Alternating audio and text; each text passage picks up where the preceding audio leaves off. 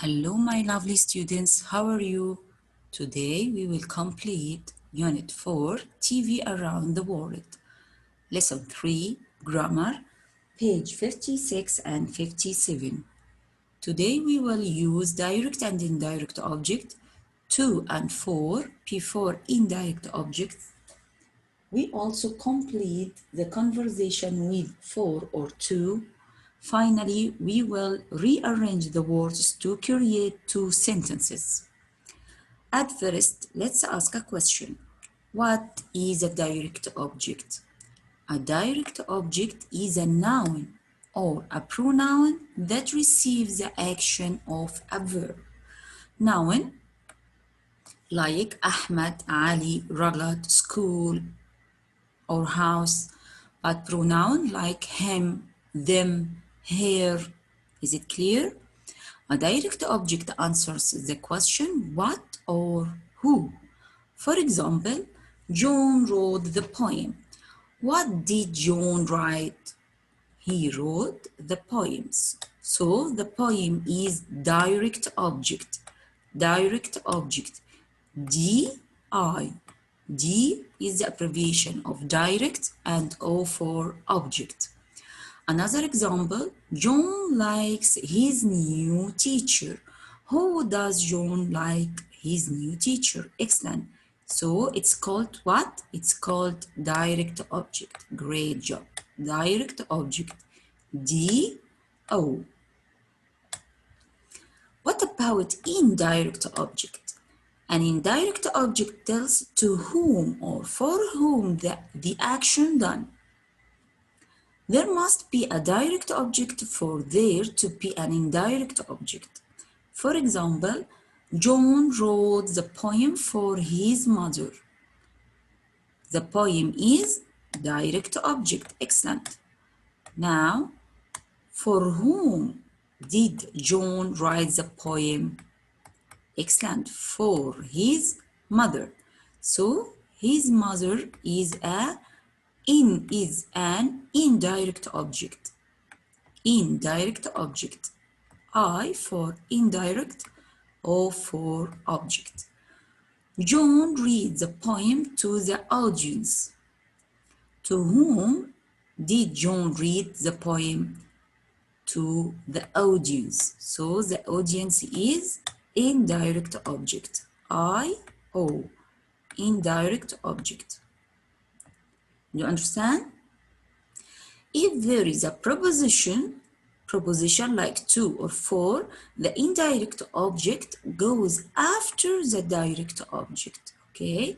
Like, she gives the remote control to me. Where is the direct object? Remote control. Excellent. D-O. Where is the indirect object? Me. Very good. Me is the indirect object. Is there a proposition? Of course, yes. What is the proposition in this sentence?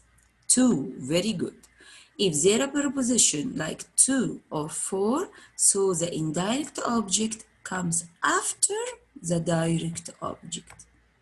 Okay, do you get it? If there is no proposition, no to or for, the indirect object goes before the direct object. Like this example, she gave me the remote control. Here, this is the indirect object. Me is indirect object. And where is the direct object? Excellent. Remote control is the direct object. It comes after the indirect object, or the indirect object comes before the direct object. Okay? When the direct object is a pronoun, the pronoun goes before the indirect object. For example, she gave it to me. Direct object is pronoun and indirect object is also a pronoun. So we use it to me. How to use to and for? There is difference between them? Of course, yes. When we use to, when do we use for. We use to if the indirect object is receiving something. Use to with these verbs. Bring, convince, give, hand, lend, offer, pass, pay, promise, read, sell, send, show, take, tell, or write. Please underline these verbs and write to. For example, will you pass a pillow to me? Here we use to. Why? Because the verb here is pass. Okay? Keep in mind this note, the preposition to is not used when the indirect object comes before the direct object. For example, will you pass me a pillow? Here we don't use to because the indirect object is before the direct object. So we omit the preposition. What about for? Use for if the indirect object is benefiting from some kind of help. Use for with these verbs.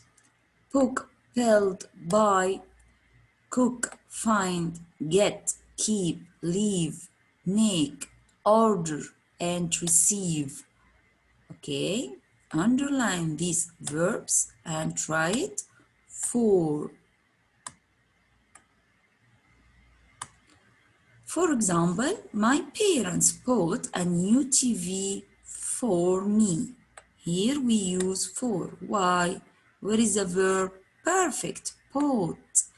It's the past form of the verb buy. Pay attention when the preposition for isn't used when the indirect object comes before the direct objects, like to. His parents are buying him a new TV for his graduation. With some verbs, the indirect object always follows the direct object, and the preposition for can't be omitted. Answer, cash, change, close, fix, open, prepare, pronounce, and translate. We can't change the order between direct and indirect object. For example, can you please translate the program for me? What is the verb here? Translate. Excellent. So, translate should be followed by direct object, then the preposition for, and after that we will add indirect object. Can I say, can you please translate me the program? No, we can't say that. Okay, with these verbs, we should use direct object, preposition, then indirect object. We can't rearrange or change the order. You understand? Now, are you ready to answer the exercise? Okay, exercise number A, complete the conversation with for or to. This conversation between Alex and Omar. What happened in last night's episode for Fast and Safe? I recorded it. It was great. What is the verb here? Excellent, record. Record. So we use to or for. Excellent. For you. It was great. Tell me about it. Well, Alan wrote an email. Ahmed. Where is the verb? You should determine the verb. Underline the verb. Wrote.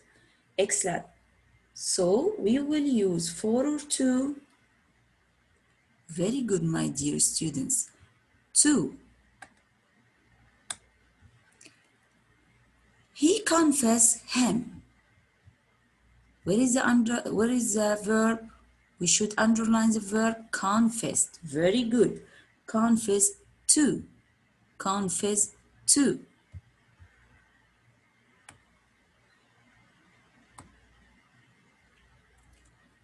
To him that he had tampered with the engine of the car he was driving. Ahmed kept reading the email. Very good, my dear students. To himself. Then Alan tried to make up for it. He got a fantastic car for Ahmed. Very good. For Ahmed to drive. For Ahmed to drive in this show. He bought a new helmet. Very good. For him. Because the verb here is bought. He even sent a limo. Very good. To Ahmed also. Because the verb sent. The verb sent to drive him to the studio. What did Ahmed do? Well, he was angry at first. Then he demanded that Alan make a public statement on the air and promised that he would never do anything like that. Very good. To him again. To him again. Do you write the answer? Okay. Let's answer the next exercise. Exercise number B. Rearrange the words to create two sentences. One with the indirect object placed after the direct object, and another with the indirect object placed before the direct object. For example, I sent the TV schedule John. I sent John the TV schedule. Subject, verb, indirect object, and direct object. Or I can say I sent the TV schedule to John. Subject, verb, direct object, preposition, and indirect object. Number 1. The comedian told the audience a joke. How can we rearrange these words to create two sentences? Where is the subject? Excellent. The comedian. Verb, told the audience a joke. The comedian told the audience a joke. So, the audience is indirect object.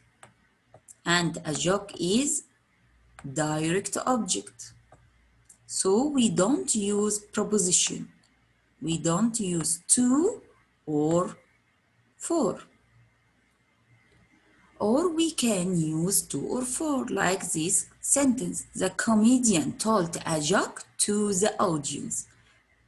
Because we start with direct object,